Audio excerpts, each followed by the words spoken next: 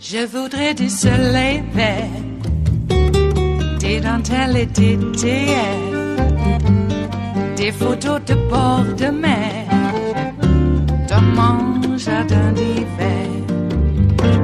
Je voudrais de la lumière, comme en Nouvelle-Angleterre. Je veux changer d'atmosphère, dans mon jardin d'hiver. À fleurs sous la pluie de novembre, tes mains qui courent, je n'en peux plus de t'attendre. Les années passent, qu'il est loin, là je tombe. Nul ne peut nous entendre. Je voudrais du Fred Astaire, revoir un latte. Dr. Sebastian Gorka joins me now. Well, here's what I want to ask you. What is it like? You were in the White House. What is it like? What do you know about security clearances? Does any of this make sense to you? Sadly, it does, Judge Jeanine, and thank you for your role in championing battered women in the past. There is a bigger issue here. General Kelly was decisive, as you expect a four-star former general to be. But the question is, who's in control of the background investigations and the clearance process? I can tell you, I'm not going to name names, but we had some amazing candidates. One of them was supposed to come into a senior directorship of the National Security Council, and the people handling the background clearances, specifically the CIA, slow-rolled it. So there's an issue of if they want to gum up the works, if they want to make the Trump administration's job harder and harder, they play bureaucratic slow rolls, and there may be a deliberate minefield put in place where they know somebody like this has skeletons in their closet, and they slow roll everything just to make things like this explode a few months later. But so the president has to assert control over this system. Okay, but see, here's the problem. The FBI is dealing with all kinds of stuff. I know, when I was a DA, I did background checks on everybody who came to work for me. Whether they had already been there or not, we did background checks, all right? Here is the issue. The issue is when someone says it's going to take a year to figure this out. No, this is easy stuff. You make a decision based on the evidence. I understand the staffing problem, that this is not a priority for maybe the local offices who are dealing with crime, who are dealing with foreign terrorists, and all kinds of other issues from RICO on down. But this doesn't take that long. So I wonder if your theory is correct, that it was a slow roll. Well, look, it shouldn't take so long, but the bottom line is, Judge, we've got 1 million people, over 800,000 people with clearances thanks to the Obama administration. There's been a massive mushrooming of the clearances in D.C. So, it should be, you should be able to get an interim clearance with a phone call to the Bureau. The Bureau checks, does this guy have a criminal record or not? And they should be able to give you an interim. A full one, a full scope clearance should not take more than 2 months, in my opinion, because it's a matter of interviewing people and the people who know this individual. So I agree, in theory, this should be efficient, but the swamp has many ways to undermine an administration. And you know what's amazing to me, Dr. Gorka, is that here you've got General Kelly, who is dealing with, with the incredibly fast-moving White House. I mean, I can't even imagine what's on the president's desk. All right, and then you're getting at this point down to some, you've got a staffer problem. You're dealing with world issues. You're dealing with national issues. You're dealing with health issues. You're dealing with DACA. You're dealing with the knives and the guns that are aimed at everybody and aiming at each other. Right. And, so then you hear about a staff issue. You make a decision in 40 minutes, and everybody who hates the general or hates Trump wants him out. What did he do wrong? the reality is that nothing was done wrong. If there was an issue here, then it should have been disclosed during the background investigation. Otherwise, if it was being slow-rolled, the general could have said, what's going on? Which he did. But at the end of the day... Yeah, which he did. But at the end of the day, the real issue here is the bench is so shallow. When we moved into the West Wing on January the 20th, Judge, it was a couple of dozen people who'd walked with the president for that year and a half, and we had to fill positions like crazy. So, it was a merry band of women, men and women, that it was like, Robin Hood took over federal government, and as a result, a lot of people had to be found, a lot of warm bodies, and these are the kinds of problems that can come afterwards. Right.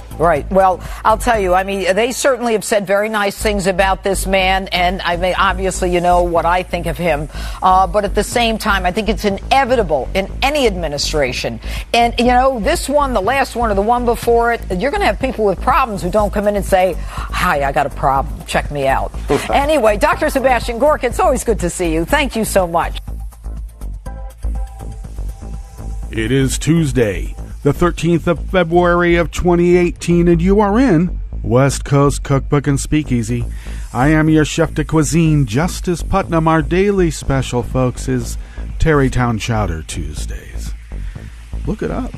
That's right. I put my own little, the judges call it flair, something personal. So it's just not like building a box like everybody else might be doing. Yes, indeed. Hey, I just got to say, what the hell is Sebastian Gorka doing on the TV instead of, being in jail? I don't quite understand.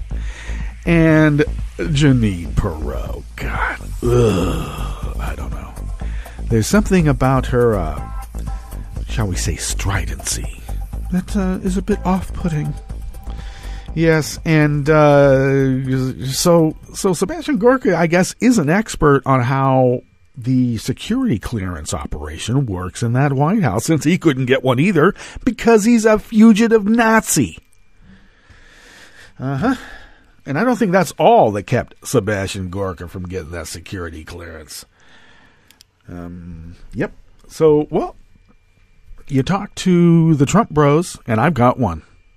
And the rest of Colt 45, they don't know anything about this. And if we, as not Trump bros or part of Colt 45, say it is discounted out of hand. Okay, well, I remember seeing one of those anti-drug movies when I was in junior high back in the late 60s. And it was hilarious. I love the part where this one, I believe it was a fellow, he was on LSD. And he thought, in the context of this movie that was geared towards the, prepubescent to pubescent mind, he thought that he was like a god. And so he went out in the middle of a busy, might have been the freeway, but I think it was a busy boulevard. I like that, busy boulevard.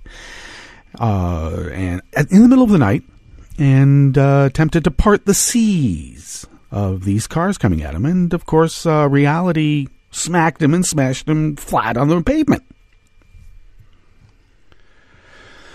So when you're drugged up on power, folks, I got to tell you, you better be careful, because you just might get smacked flat on the pavement by reality. And it will happen. What's on the menu today, folks? Well, I'm going to tell you. 3 staffers are finally charged in the 2016 dehydration death of a prisoner at Trump-loving David Clarke's jail. Trump's embarrassing pick to run the Census Bureau is forced to withdraw. Aren't they all? And Sinclair Broadcasting, remember that name, and you've heard it many times, and you know who they are. Guess what? They're now raising money for the GOP in a blatantly unethical new scheme, because they are on the dark side. After the break, we move to the chef's table, and we're going to examine a report of 5 executives at Oracle who started bankrolling Devin Nunes' 2018 campaign after employing the former White House aide who fed the unmasking information to the House Intelligence Committee chairman. And Trump's latest judicial nominee has a disturbing history of aiding killer cops. All that and more on West Coast Cookbook and Speakeasy. Bon appetit.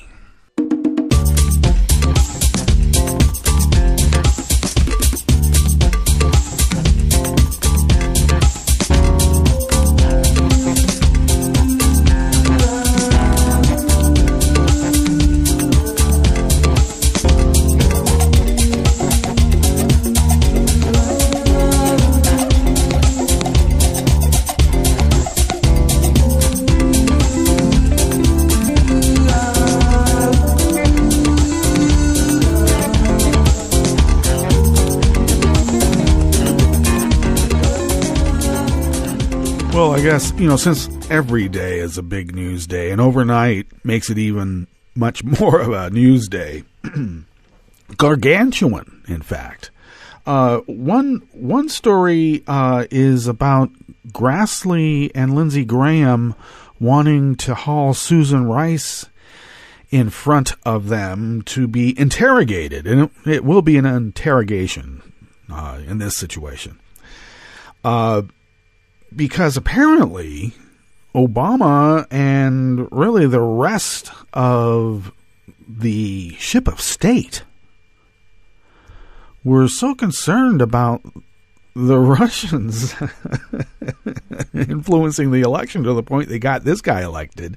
And they've got active intel currently going on of what do you call it? Collusion, treasonous activity with a foreign power to take over our government. So what do you do in that situation? Well, you call in law enforcement.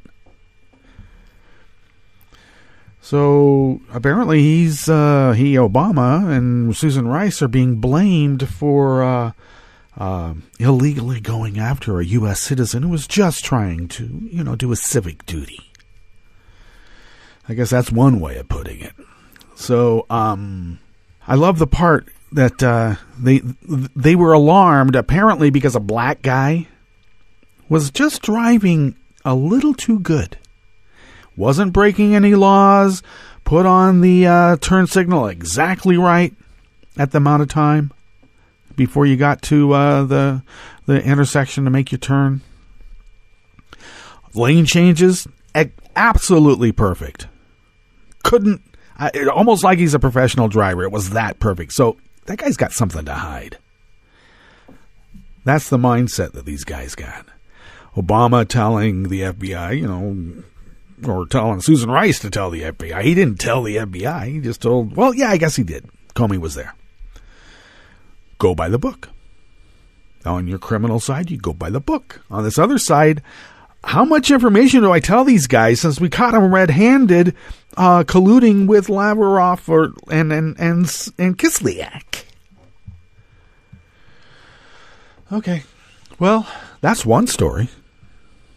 And apparently Obama and Susan Rice and everybody else is really bad for wanting to protect the United States of America.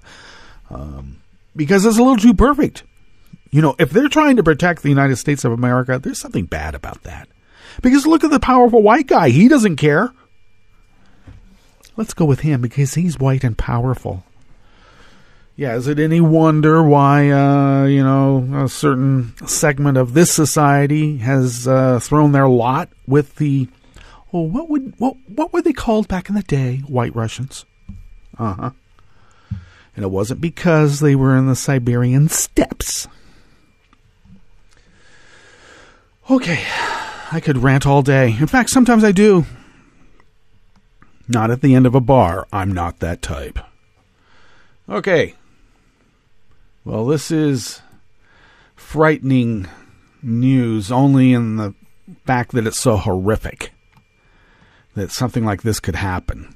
And I'm not even going to say in today's, new go-go age that we should have evolved beyond this. No. It's all too common, unfortunately. We know about this because, David Clarke is a clown. Maybe one of those scary clowns out in the woods that we keep hearing about. This is by Brad Reed out of Raw Story. 3 staffers at the jail formerly run by Trump-loving Sheriff David Clarke have been charged for their role in the death of a prisoner who died from dehydration back in 2016.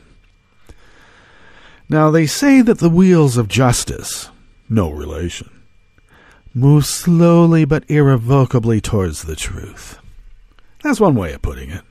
Another way of saying it is that the wheels of justice, no relation, move slowly and irrevocably because they're trying to make sure that you forget what happened.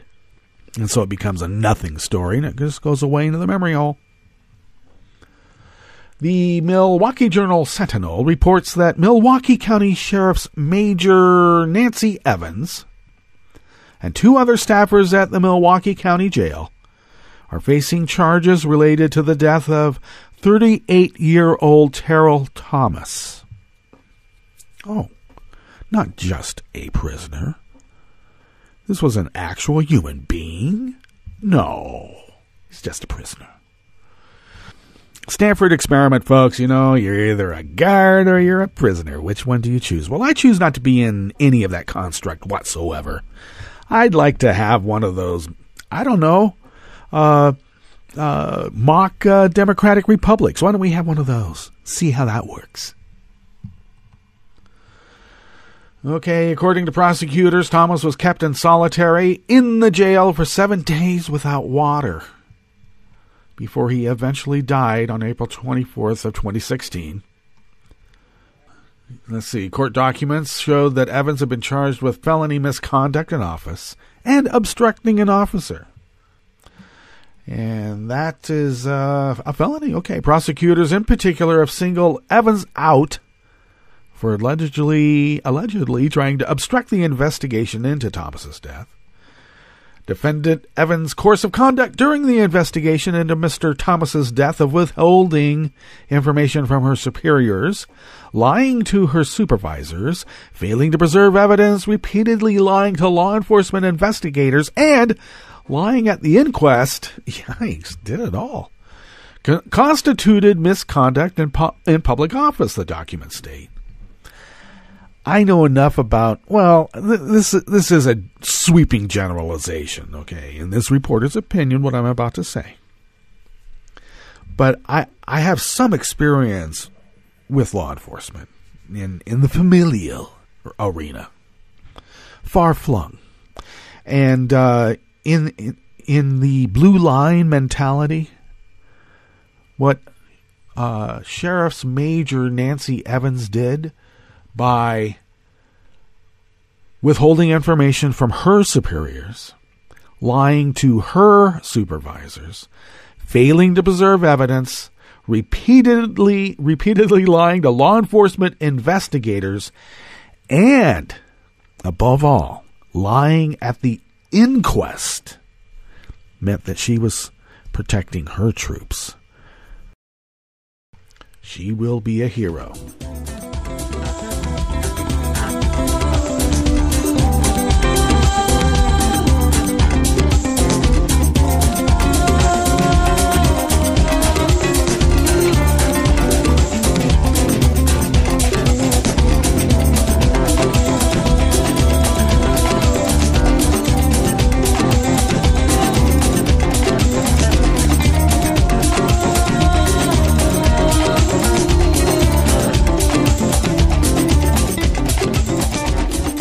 Next offering here at the Bistro Cafe, part of West Coast Cookbook and Speakeasy Tarrytown Chowder Tuesdays, is by Carolyn Orr out of Share Blue Media.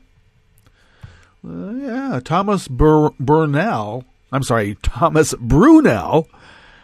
literally wrote the book on partisan gerrymandering, is now just the latest unqualified Trump nominee to withdraw amid public scrutiny. They always say light is the best antiseptic, isn't it? Well, Trump's pick to run the Census Bureau has reportedly withdrawn his name from consideration, joining a growing number of unqualified nominees to withdraw from the Trump administration. Ari Berman Ari Berman of Mother Jones, by the way, said that Thomas Brunel, a Texas-based Republican who advocated for GOP gerrymandering in multiple states and wrote a book arguing against the merits of competitive elections. Actually, I vaguely remember this fellow. Okay. Only because we reported on him in another incarnation of West Coast Cookbook and Speakeasy, back in another plane of existence. I barely remember it. Okay, but he was the guy that went around like Kobach did and said, look, competitive elections are the death knell for, well, our brand of politics. I mean, we know how capitalism works. It always leans toward a monopoly. We want everything, and everything we will get. Except there's some of us who will stand in the way, and we might be just merely a bump in the road, but sometimes the bump in the road can destroy their undercarriage, and then, we get to continue the great experiment. So, let's see, Brunel was obviously unable to be reached, or he did not respond to a request for comment. And Trump picked him in November of 2017 to lead the Census Bureau. Of course, would have put him in charge in running operations for the upcoming 2020 census. But on the off chance that maybe you don't know why the census is so important, it's how the ship of state stays afloat. Isn't that grand? We need to know how much ballast to put here and there, and then we get to keep the ship afloat in a even keel. And it not only floats, but we direct it. We guide it through the monstrous waves of chaos, in which we can keep our own intact agreement between fellows. And gals can be fellows too, you know what I mean. It's all upon a handshake, to agree or disagree, and then we keep the ship of state afloat. I don't know. Don't you think sailors should have some sort of Gaelic brogue? I always thought they should. And in my, fictional state of affairs, they do. Okay, well, he was completely unqualified for this particular operation of running the Census Bureau. But that is the MO in this administration. They are, what was that called again? Deconstructing the administrative state. And do we really want... the census is a very important part of how our government works. It's even in the Constitution. Well, that's fine. Of course, he's not the only one. The lady from the CDC had to, leave, and EPA, if somebody in the EPA, every single bureau has had to have somebody leave under extenuating circumstances. Well, good. As once again this proves, light is the best antiseptic.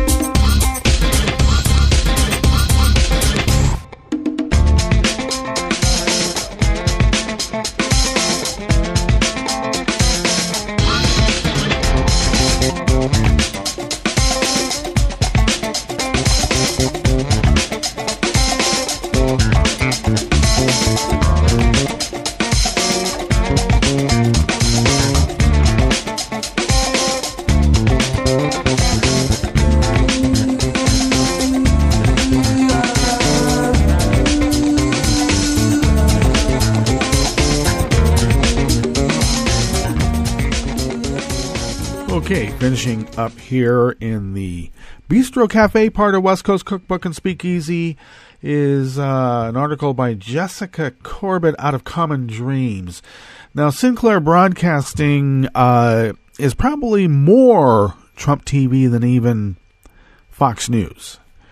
So, Sinclair Broadcasting Group, the nation's largest television company with 173 stations nationwide, is raising concern among ethics experts and journalists for its decision to solicit contributions for its political action committee from some of its company's employees. Okay. Nice. Not all of them, okay? Because they still have a sense of what they're doing is wrong. So they are trying to cover their rears. In a January 31 letter to newsroom directors from David Amy, the broadcaster's vice chairman and head of the Sinclair Political Action Committee, SPAC.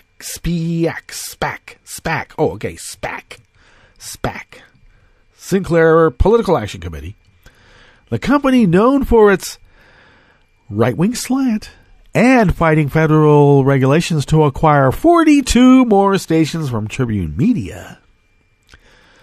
They urged its employees to please take the time, this is Sinclair Broadcasting in their letter, please take the time to evaluate the importance of the Sinclair PAC and what it can have towards benefiting our company and the needs of the industry as a whole. Yeah, the industry. Well, they said when, fascism comes to America, it won't, it'll probably come with a 15% market share and really good ad revenue. While a screenshot of the letter was posted to a television blog earlier this month, one of Sinclair's senior vice presidents confirmed its veracity to the Washington Post just on this last Saturday, emphasizing that it was sent to news directors, quote, as a result of being part of our managerial level, not because of the role in editorial. No. Not to reporters or anchors or other low-level employees. I love that. Not reporters or anchors or other low-level employees. See, you think the talent has all the power? Only to a certain extent. It's the producers. Always the producers. Louis Friedland, a journalism professor at the University of Wisconsin and a former TV news producer himself, because he knows, told the Post that Sinclair's move violates every standard of conduct that has existed in the newsroom for the past 40 or 50 years. Even longer in my book. Keep the business part out of our place, and, so... And he's right. And the reason Sinclair Broadcasting is doing this is because it has been the standard for the last 40 or 50 years. In the same way that businesses like them were precluded from owning so many local stations in the first place. I've never seen anything like this, Friedland added. They certainly have the right to do it, but it is blatantly unethical. Do you think? Okay. So, of course, some people in the newsroom might slant their news because they don't want to get on the wrong side of their, boss. Sinclair's letter to his news director praises FCC Chairman Ajit Pai, a Trump appointee who has come under fire for his ties to the company and his advocacy for an agenda that consumer advocates and free press groups have criticized as the virtual death sentence for local media so Pai can give massive handouts to his friends and political allies at Sinclair. All right. So the letter goes into a little pat on the back about how well they've done, getting what they want. They got their man. They got their man right in the midst of it, working for them. See? They conclude that we anticipate other efforts to undermine the FCC's deregulatory agenda. The letter continued, corporate contributions to federal candidates are prohibited by law, but our PAC is a legally acceptable way for eligible Sinclair employees to make our collective voice heard. The maximum contribution from each employee in any year is $5,000. And I'm sure Human Resources can deduct that out of your paycheck in a livable chunk each month. Well, let's get to our break, and we'll come back and go through weather from around the world and finish up at the chef's table. You are listening to West Coast Cookbook and Speakeasy, and we will be right back. You are listening to netrootsradio.com. Please hang up and try again.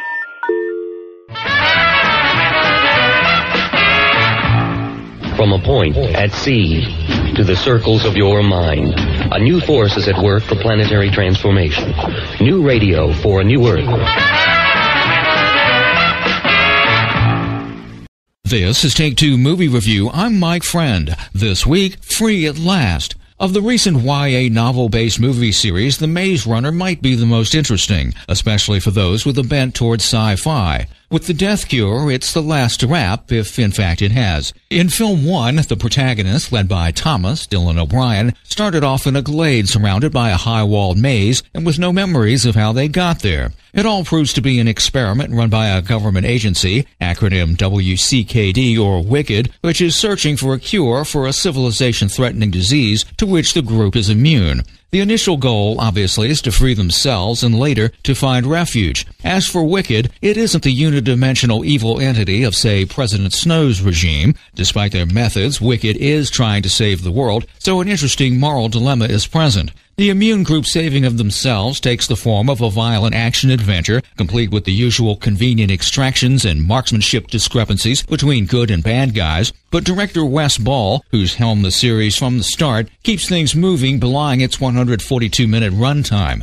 He's helped along by a competent, even touching in places script, and a venue change from various U.S. spots to Cape Town, South Africa. The acting crew has benefited from working together and on other projects since the series' inception, and is joined this time by some hot character actors like Walter Goggins as the leader of the Cranks. Speculation abounds as to whether this one wraps up the series with the original source material. A blatant shot of Thomas's hand in the final scene leaves the door open with a huge question about the group's safety amid civilizational disarray. Skippable if you haven't followed the series, The Maze Runner: The Death Cure is must-see if you have. This has been Take Two Movie Review. I'm Mike Friend. Catch up with us at Take2MovieReview.com and feed us back on our page on YouTube.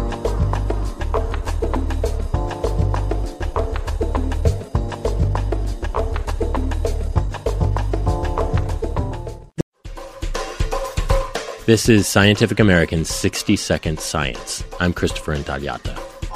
If you've ever gone snorkeling or scuba diving, you know how peaceful it sounds under there. Aside from the crackling sound of snapping shrimp.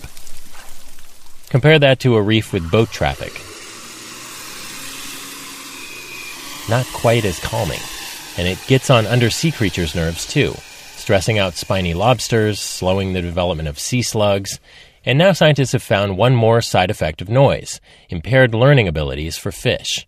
That's studies in the Proceedings of the Royal Society B. Researchers started by teaching juvenile damselfish in the laboratory about the predators they'd encounter once they settled on an Australian reef. The training consisted of injecting the damselfish's tanks with seawater, fouled with both the scent of a predator and alarm cues from injured damselfish. It's a message that, hey, this predator smell, it means dead friends. Maybe dead you. To reinforce that lesson, they also lowered Ziploc bags with the predators themselves into the damselfish's tanks, together with the scents, to teach them, these guys are your enemies.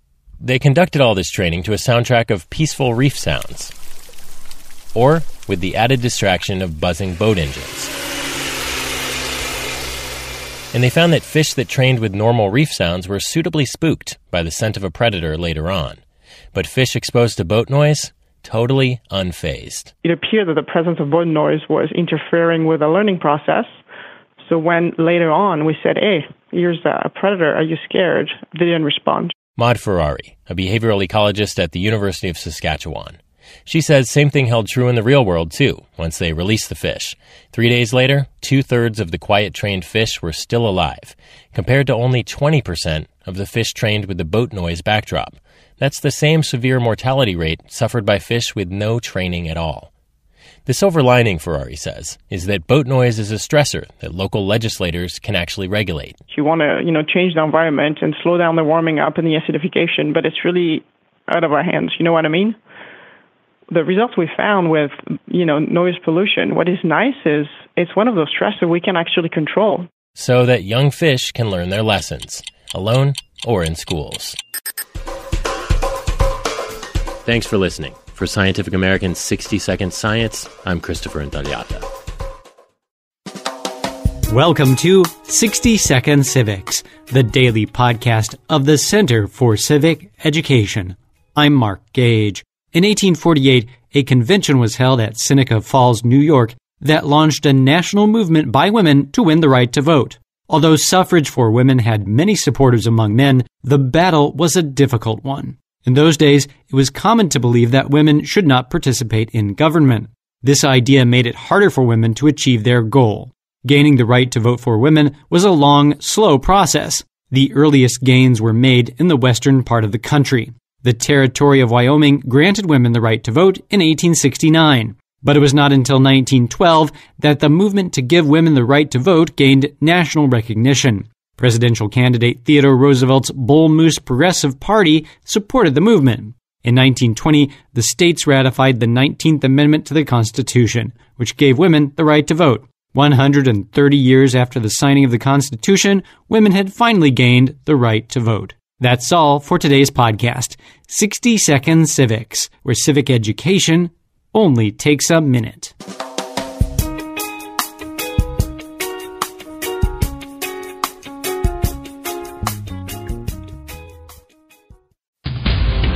This is Solidarity News on Radio Labour. This is a Radio Labour special report recorded on Monday, February 12th, 2018. I'm Mark Belanger. The world of work is about to undergo yet another wave of technological change as computers are used to micromanage workers in activities such as online platforms and so-called gig jobs such as driving for Uber. The disruptive effects of computer-organized work is being studied by the United Nations International Labour Organization. The ILO is the UN specialized agency focused on matters of work in the world.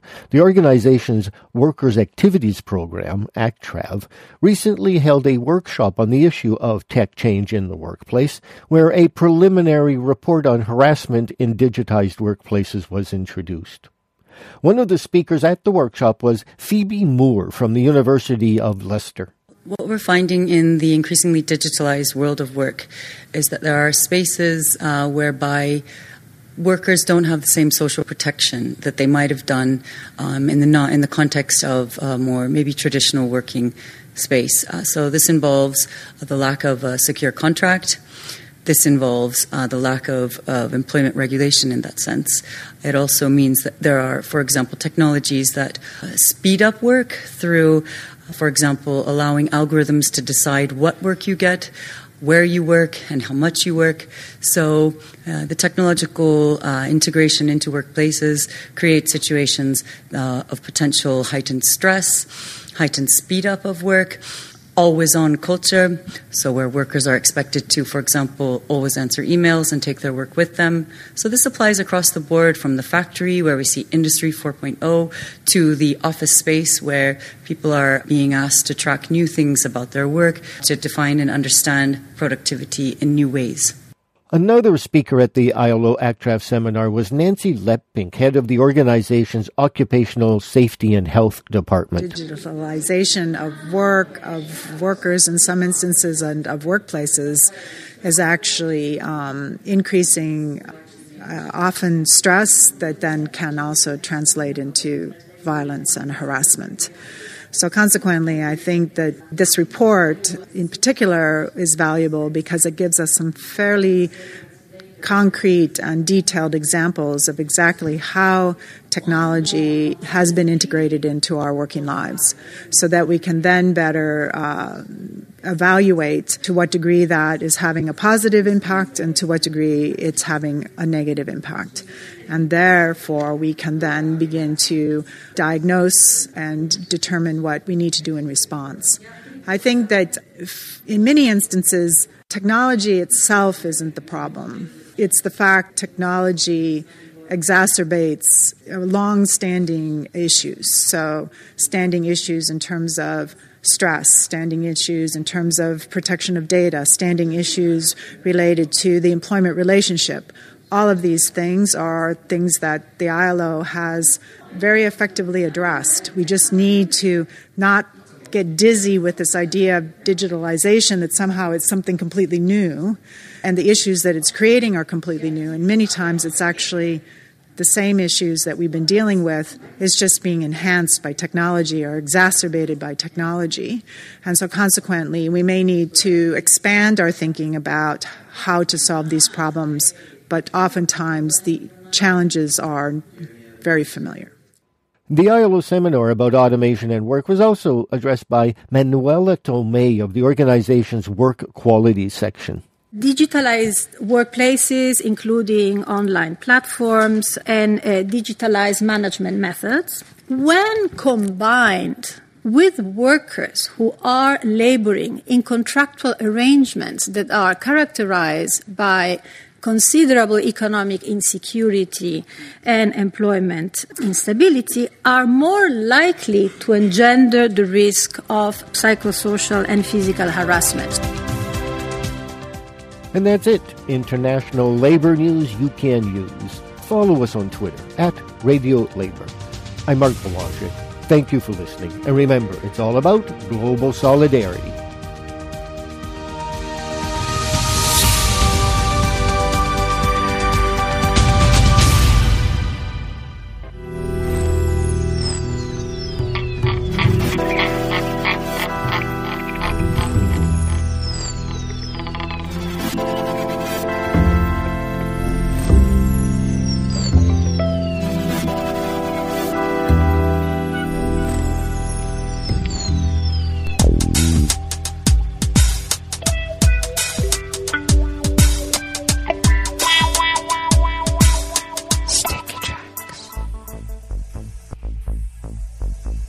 Well, thank you for accompanying us here back to the chef's table at West Coast Cookbook and Speakeasy, Tarrytown Chowder Tuesdays.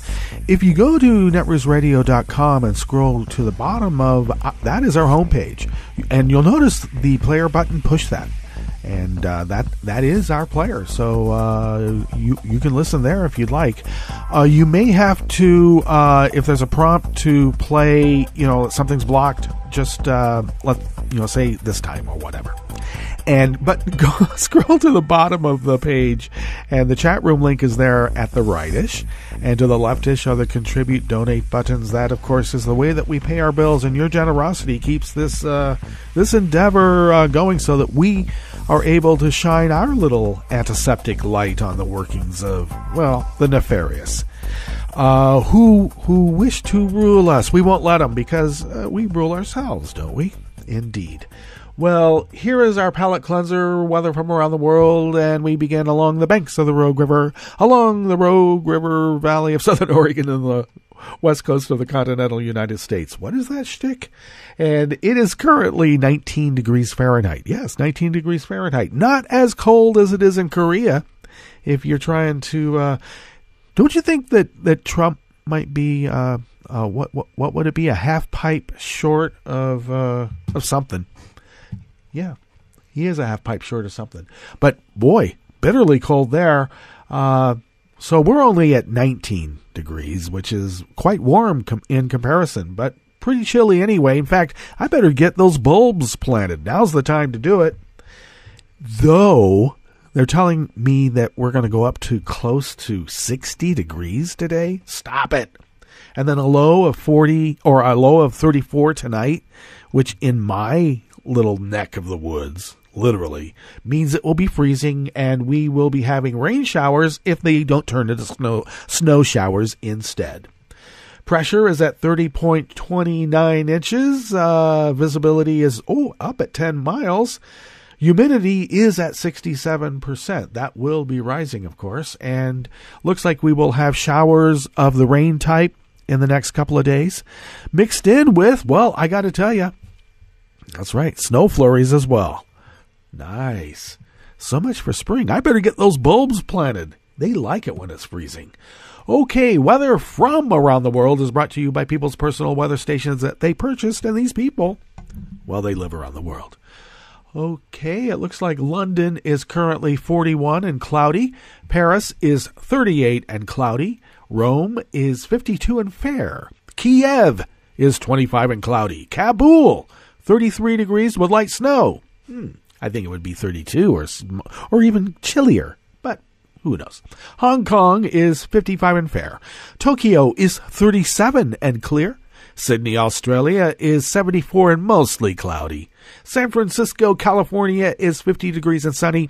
And New York is 30 degrees Fahrenheit and sunny. And that is weather from around the world, brought to you by people's personal weather stations that they purchased. And these people live around the world.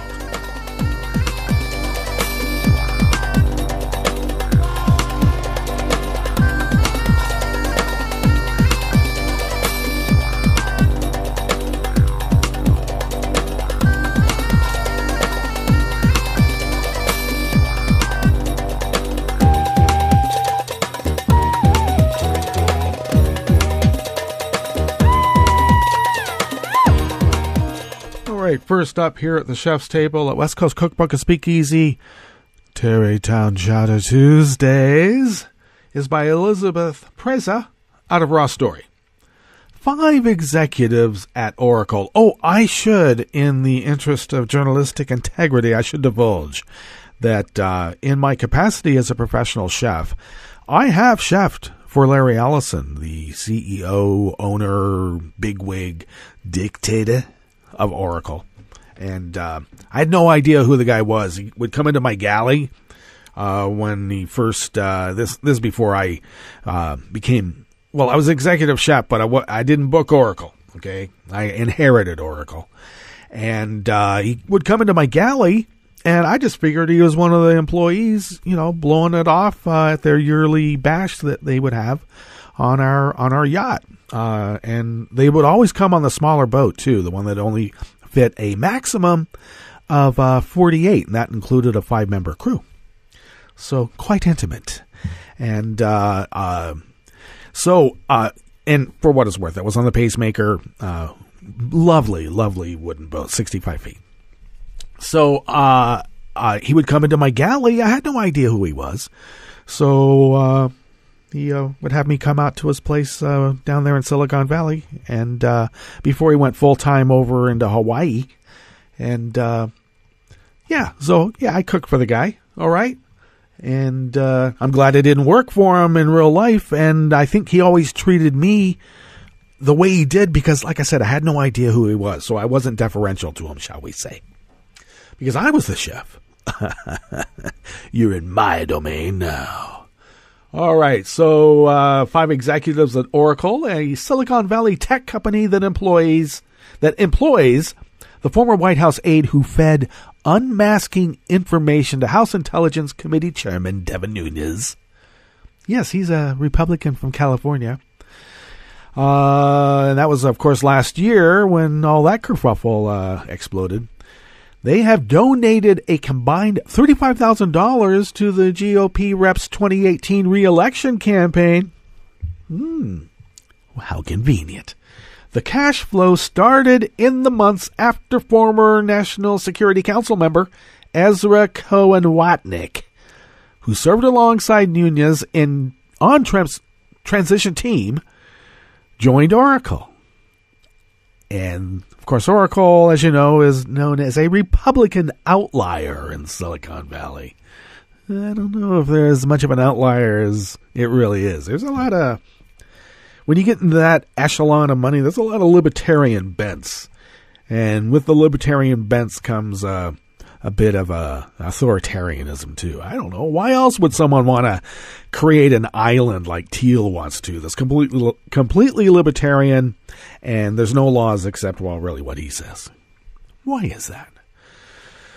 Cohen Watnick joined the company after he was forced off the National Security Council in August of 2017, where he'd been a staunch supporter of former National Security Advisor Michael Flynn. You know, the Russian traitor. Cohen Watnick was one of 2 White House officials who participated in a clandestine meeting with Nunes, during which the House Intelligence Committee chairman obtained documents purporting to show Obama administration officials improperly unmasked members of Trump's transition team because they're all traitors. Of course, Senate Intelligence Committee Chairman Richard Burr, a Republican from North Carolina, he's the chairman, he said the unmasking thing was all created by Devin Nunes, with the help, I'm sure, of Cohen Watnick.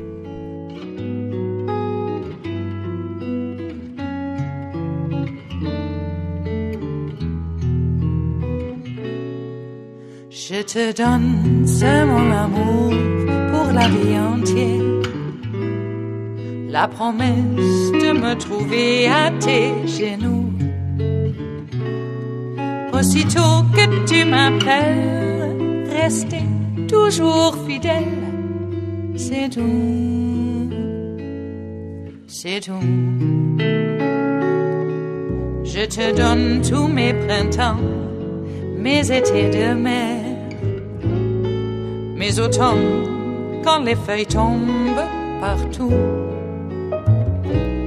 Si ce n'est pas une bonne affaire, je te donne tous mes hivers. All right, finishing up here at West Coast Cookbook and Speakeasy at the Chef's Table is article out of Salon by Amanda Marcotte.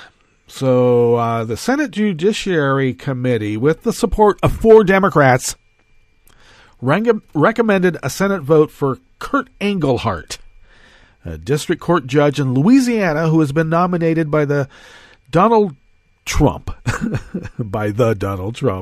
the Fifth Circuit Court of Appeals. That means Engelhardt will likely be up for confirmation very soon, despite his history of disturbing rulings on cases involving racial violence and injustice, as well as cases involving sexual harassment and workplace discrimination against women.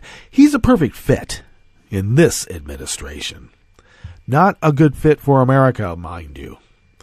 Engelhardt got national attention in 2013 for his ruling in one of the most scandalous cases of racial injustice and police brutality in the 21st century. The Danziger Bridge shootings following Hurricane Katrina in 2005, in which New Orleans police officers shot 6 unarmed black people, killing 2 and shooting the arm off of 1 woman. The victims were evacuees from the hurricane, and one was chased down and shot in the back by police as he fled for his life. To conceal their guilt, the officers involved tried to frame the victims as the assailants. It was zombie land, folks. Let me tell you a little tidbit of information about the mindset when people are so skewed into a particular kind of fear. My family member who was caught in the crossfire in Las Vegas, when that happened, what was the first thing that came through their minds? ISIS. ISIS was coming to attack America in the middle of the desert in Las Vegas. Not some Looney Tune white guy who had some kind of libertarian bent, fostered by the local people, landowners. Big landowners like the Bundys. I don't know. It was something a little bit in between, shall we say. So these cops who were, by the way, protecting a white enclave of higher ground, just didn't want those people coming and taxing their resources. You've been for yourself in those flooded plains down there by the levee. Goodbye. And if you don't get out of here, we're going to kill you. In fact, we're not even going to tell you that we're going to kill you. We're just going to kill you anyway. Oh, shall I say that the one they shot in the back that they chased down survived? And nobody was armed. So, what happened with this? Well, the prosecutors initially threw the book at the police involved, getting sentences ranging from 38 to 65 years for the 4 officers involved in the shooting, and 6 years for another involved in the cover-up. Yes, there was. But Engelhardt, the presiding judge, made it known from the get-go that he was displeased with the efforts to hold these police accountable for the murders, claiming there was an air of mendacity around the prosecution, and complained that the plea deals prosecutors got from cooperating witnesses prevented him from issuing lighter sentences for the murders. For the murderers. Yeah, soon enough, Engelhardt was able to get rid of those heavy sentences when it was discovered that three of the federal prosecutors had left anonymous comments on a local website regarding the case, claiming that the comments created a prejudicial, poisonous atmosphere for the jury. Even though there was no evidence that any jurors had read the comments, Engelhardt threw out the convictions. The police were retried, this time only getting 7 to 12 years for the murder and 3 years for the cover-up. Okay, that's the kind of fellow that Trump has nominated to, how was it put, a lifetime appointment. Okay.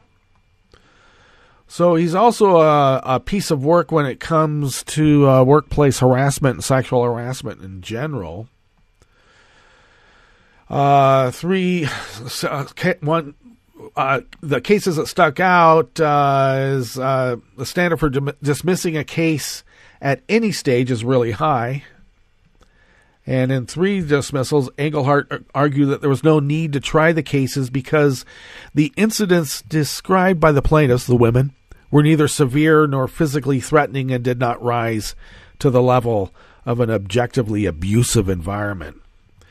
Now, the behavior he deemed not threatening, severe, or abusive included groping a woman's breast, cornering a woman at work, forcible kissing, threatening to break into a woman's house while she slept, subjecting employees to back rubs against their will, pinching, playing porn videos in a workplace, and asking for sex from coworkers. None of these rose to the level of harassment in Engelhardt's mind, and he threw the cases out.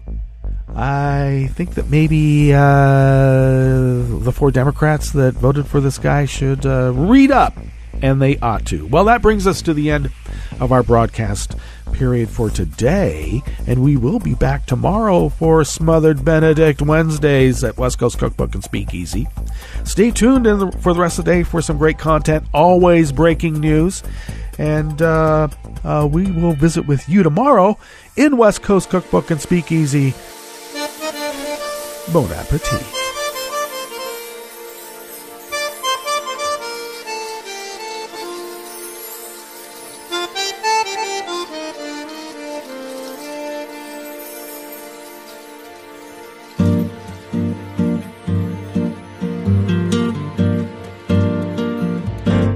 Je voudrais du soleil vert, des dentelles et des théières, des photos de bord de mer, dans mon jardin d'hiver.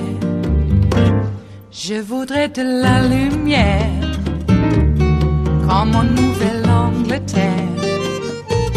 Je veux changer d'atmosphère, dans mon jardin d'hiver. À fleurs sous la pluie de novembre, tes mains qui courent, je n'en peux plus de t'attendre. Les années passent, qu'il est loin, là je tombe. Nul ne peut nous entendre. Je voudrais du Fred Astaire, revoir un latte Goël. Je voudrais toujours te plaire dans mon jardin d'hiver.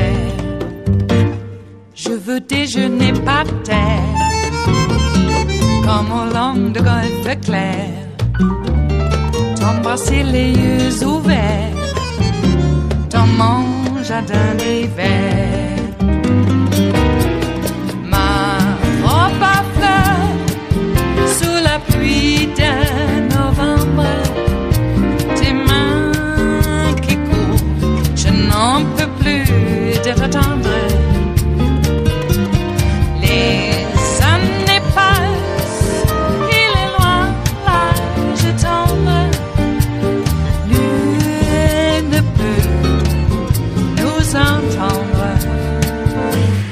Ba-da-da-dum-di-da-dum, ba-da-da-dum-di-da-dum, ba-da-da-dum-di-da-dum, dans mon jardin d'hiver.